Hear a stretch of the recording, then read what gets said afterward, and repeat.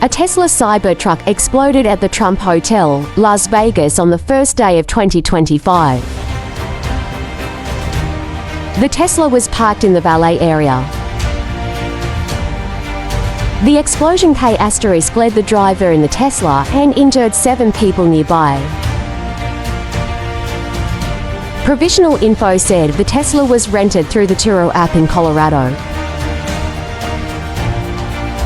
Tesla CEO Elon Musk confirmed that the explosion was caused by a large firecracker carried in the vehicle, denying that the explosion was caused by the Cybertruck device.